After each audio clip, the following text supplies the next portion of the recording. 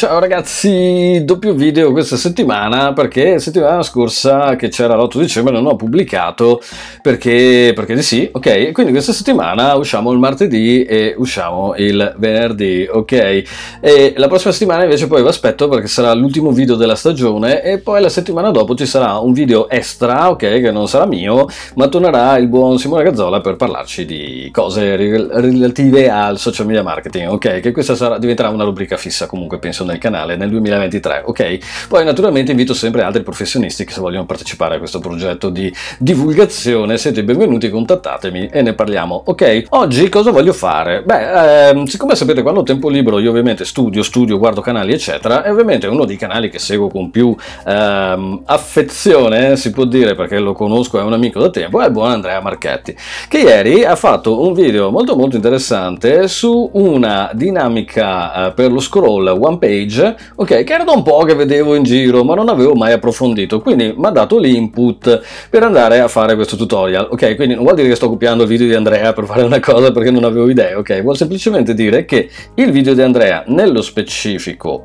questo, pubblicato ieri, quindi Super One Page Scroll Animation, grande Andrea, sempre sul pezzo, ok, implementa una regola di CSS che volevo approfondire da un po', quindi ne approfitto per fare una sorta di, non contro tutorial, vado a fare il tutorial del tutorial, quindi vi lascio il video di Andrea in descrizione, ok, così vi potete andare a vedere giustamente l'originale che mi ha ispirato a fare questa piccola struttura per capire un attimino il meccanismo. Ma prima di tutto iscrivetevi al canale, datemi una mano per far crescere questa maledetta community, ok? Se avete piacere ovviamente, lasciate le domande nei commenti e mettete un like se il video vi è servito a qualcosa, se non vi è servito un cazzo mi dispiace, ce ne sono tanti altri. Sigla!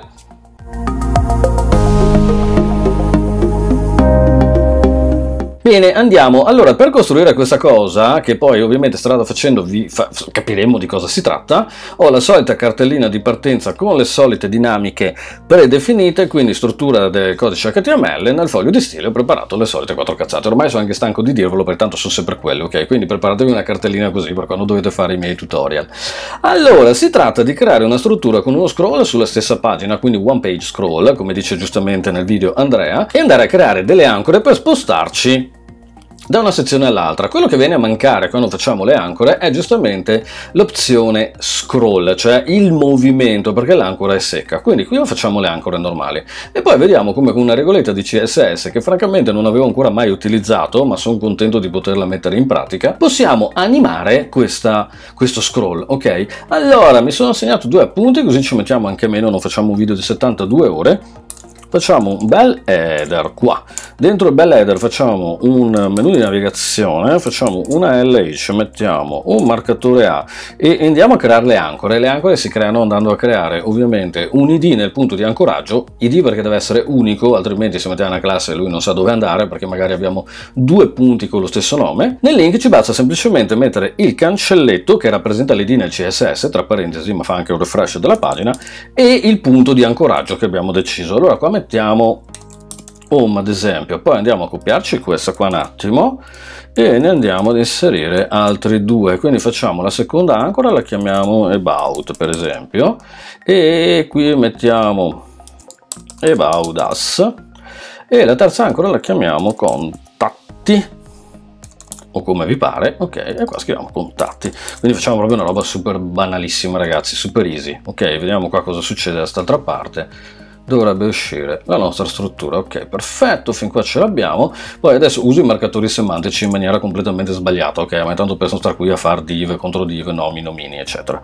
Allora facciamo un main, a questo main gli attacchiamo l'id dell'ancora, quindi questo qua sarà home, ok, e poi metto una class spacer così creiamo un po' di spazio a destra, a sinistra, sopra e sotto, e dentro questo ci mettiamo un H1 e scriviamo heading 1 per rappresentare la parte iniziale. Poi facciamo una section sì e andiamo ad inserire l'id che abbiamo chiamato about, quindi il secondo scroll, ok, e anche a questo diamo una class spacer.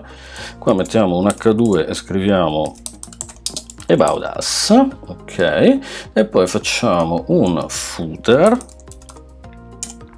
e a questo diamo l'id contatti, l'abbiamo chiamato contatti o contact? Contatti, ok, perfetto, anche a questo diamo una classettina spacer per andare a definire il punto di ancoraggio. Ok, fin qua ce l'abbiamo. Ergo, qua mettiamo un H3 e scriviamo footer. Vado a ricaricare la pagina, vediamo che ne esce. Abbiamo questa situazione qua, ok, perfetto. Questo è lo spacer, vedete che l'ho messo in 70 pixel sui 4 lati. Allora ci spostiamo un attimo nel foglio di stile e nel foglio di stile sistemiamo due robe al volo, così vediamo la procedura. Allora intanto richiamo header, che voglio che mi segua, quindi gli dico a header, gli mettiamo del padding, facciamo un 15 pixel anche sui 4 lati, va benissimo. E la mettiamo velocemente in position fixed, senza stare lì a rompersi tanto le balle con altre regole, ok? Ripeto, siamo super spartani, mi interessa lo scroll, è quello che voglio gestire oggi.